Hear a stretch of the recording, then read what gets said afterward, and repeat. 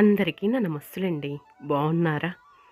November 25 మా వారి పుట్టినరోజు అనమాట అండి.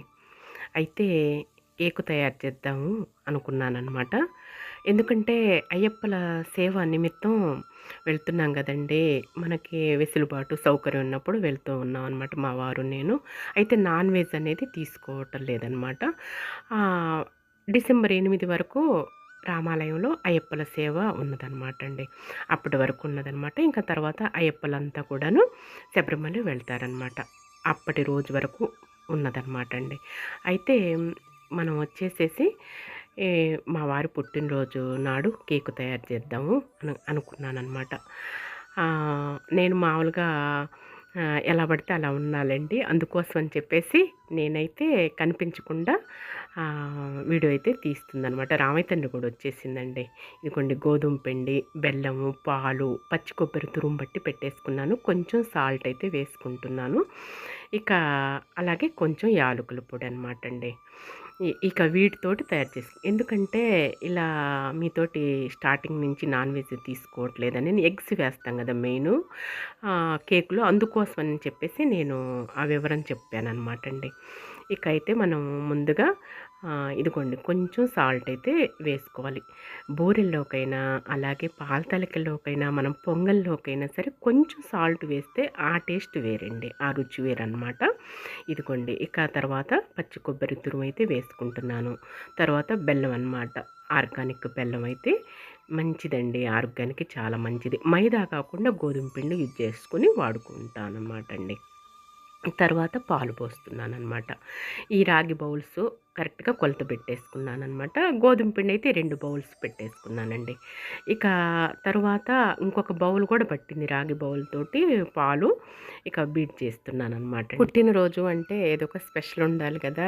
పొంగల్ కూడా నేను చేయలేదండి. ఎందుకంటే అయ్యప్ప సేవల నిమిత్తం వెళ్తున్నాం కదా!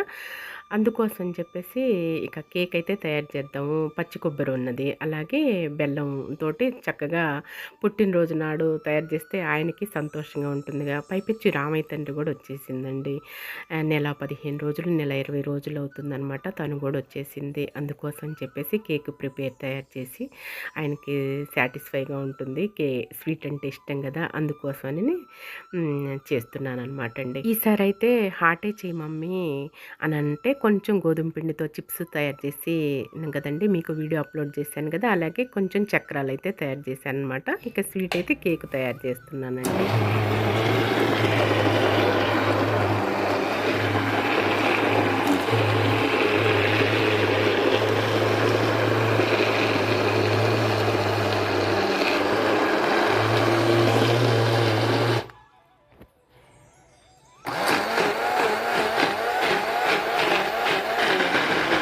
ఇక బీటర్‌తో అంతా కూడా బాగా బీట్ చేసిన తర్వాత కొంచెం తినే సోడా కూడా వేస్తే పఫ్‌గా వస్తుందండి. కేక్ అనేది స్మూత్‌గా, మృదువుగా, మెత్తగా వస్తుందనమాట.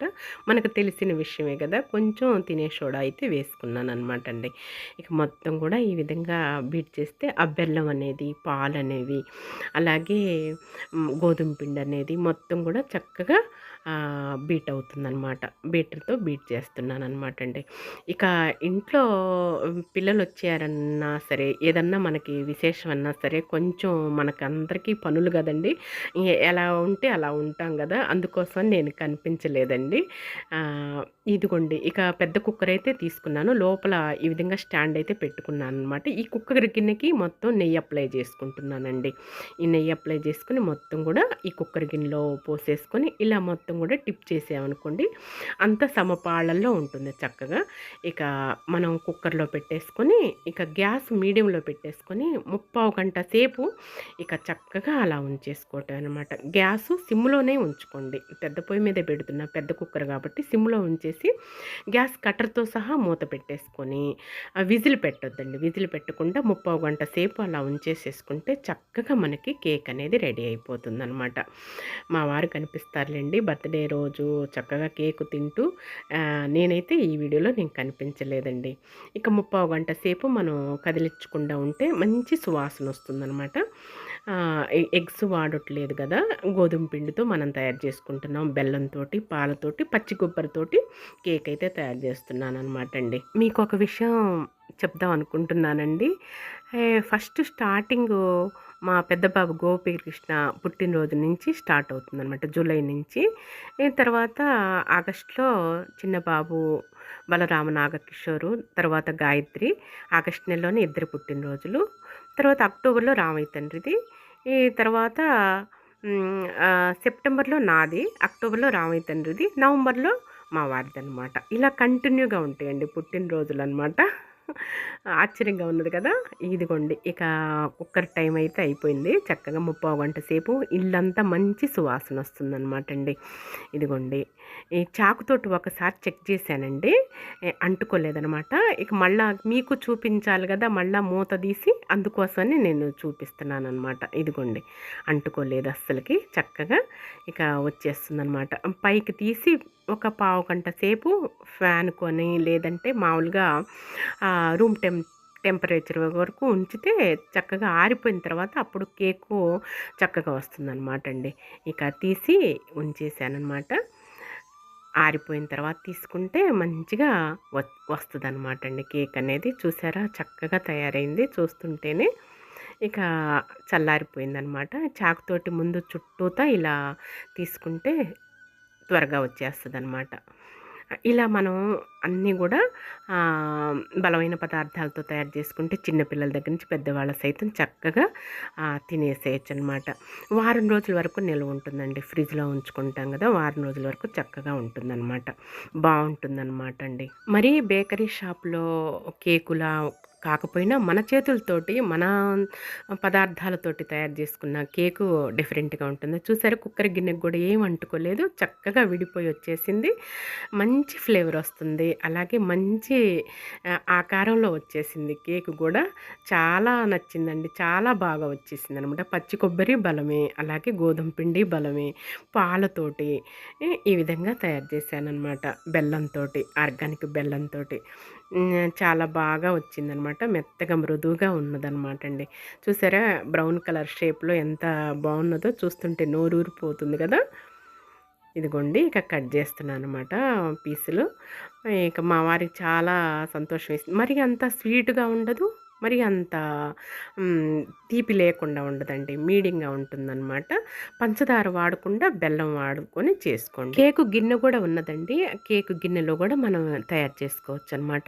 ఇలానే ఈ కన్సిస్టెన్సీ తోటే ఈ విధంగా తయారు చేసుకుంటే కూడా చక్కగా వస్తుందన్నమాట అండి.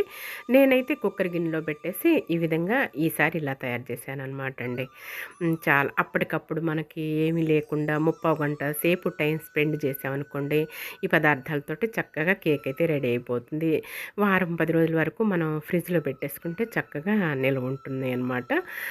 ఏముందిలేండి, 4-5 రోజుల్లో అయిపోతాయి అన్నమాట కేక్ ముక్కలన్నీ కూడాను, త్వరగా ఫినిష్ అనమాట అండి.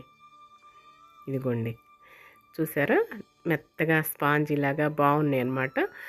మంచిగా కుదిరిందనమాట కేక్ ఈసారి మాత్రం. మా వారి పుట్టినరోజు నాడు ఎంజాయ్ చేస్తున్నాం అనమాట అండి.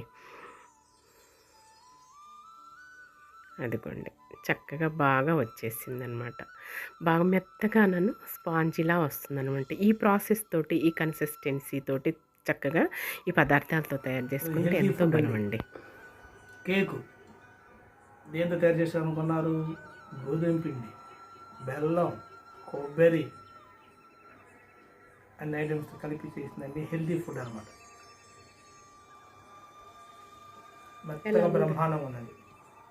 పాలు, గోధుమ పిండి, బెల్లము, అలాగే పచ్చి కొబ్బరి తురుము, యాలకుల పొడి,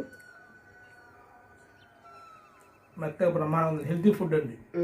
గోధుమ పిండి కాబట్టి మైదా కాకుండా పాలు, బెల్లం కాబట్టి పచ్చి కొబ్బరి తురుము, గోధుమ పిండి ఇలా తయారు చేసుకుంటే చిన్నపిల్లల దగ్గర నుంచి పెద్దవాళ్ళ వరకు కూడా మెత్తగా చక్కగా తినేసేస్తారు.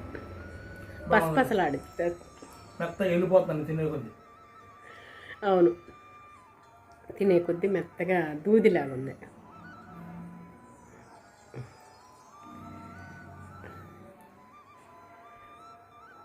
ఓకే. ఎంజాయ్ చేయండి. బాగున్నాయా? ఓకే. బ్రహ్మాండంగా ఉంది. ఓకే. ఎంజాయ్ చేయండి. నేనైతే ఇలా పదార్థాలున్నప్పుడు ఈ విధంగా తయారు చేస్తానండి. అన్నీ బలమైన పదార్థాలు కదా! అందుకోసమనని కేక్ అయితే ఇలా తయారు చేశాను మా వారి పుట్టినరోజు నాడు. ఇక ఏదో ఒకటి మనం తయారు చేస్తే చక్కగా అదొక సంతోషం, అదొక ఆనందం కదండీ! సంవత్సరానికి ఒక్క రోజొచ్చేది. పైపెచ్చి పొంగల్ కూడా నేను ఉదయం చేయలేదు.